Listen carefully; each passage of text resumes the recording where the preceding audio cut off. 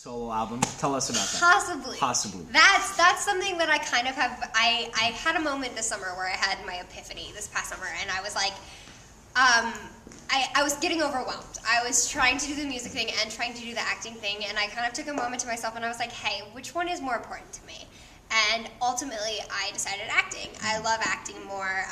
I feel more personally attached to it, and I was down at the 3rd Street Promenade, and I saw a woman playing guitar and singing, and she was absolutely incredible. And I kind of was like, I will never be as good as she is. And she's here playing at the 3rd Street Promenade, and I could have like a solo album and a fan base. And I don't know, there was something in me that it didn't feel right. I was like, you know what? If I don't have the same passion and love for it as she does, I don't want to do it. So I think music-wise, I'm mostly just going to pursue musical theater. I adore musical theater. That's great. And I was reading somewhere that you were in some musicals before. Yeah. That's kind of my training. My background is all totally musical theater, and I hope to move out to New York within the next few years and do a show out there, because there's nothing like live theater. Were there any performances in particular this year, either in the movies or on stage, that you really liked and thought to yourself, if this, like 10 years from now in my career, if I were at a place to audition for this, I would have totally loved that role?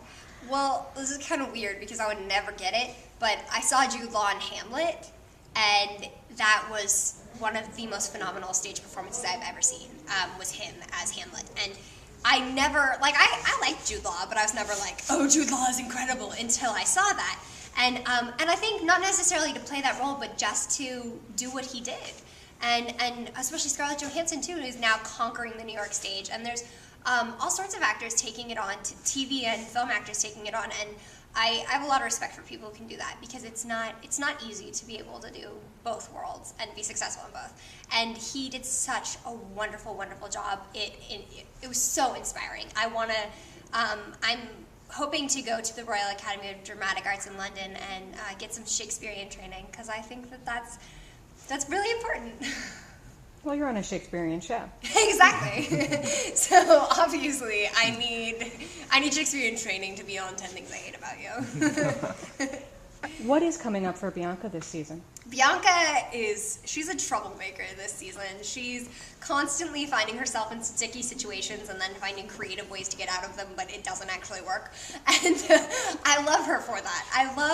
I love that Bianca's very open-minded, and she's fun, and she's always willing to try new things, even if it's not the smartest idea. And she's just such a great, caring person. But she really is growing up this season. That's a big thing that I've noticed.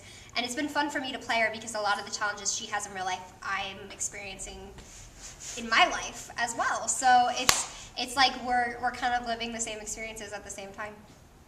Are you upset that you're not winding up with Cameron this season? I'm cool with it. You know, Nick Braun and I, we got time. I'm not worried. I have Chris Zilka right now, who I adore. He's like the funniest guy on the face of the earth, and he's so sweet. We have such a wonderful male cast. I'll be okay ending up with any of them. Do you have any scenes this season that you shot that were particular favorites or stand out to you? We've shot a lot of good stuff this time.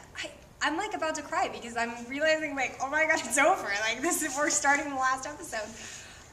But this past episode that we just finished, Lindsay and I have another big sisterly bonding moment, and I love shooting those. And it was cool for me, because in this one, it's kind of reversed. I'm more like the older sister comforting her. And that was fun, because throughout the show, you always see Bianca getting upset and Kat kind of fixing everything.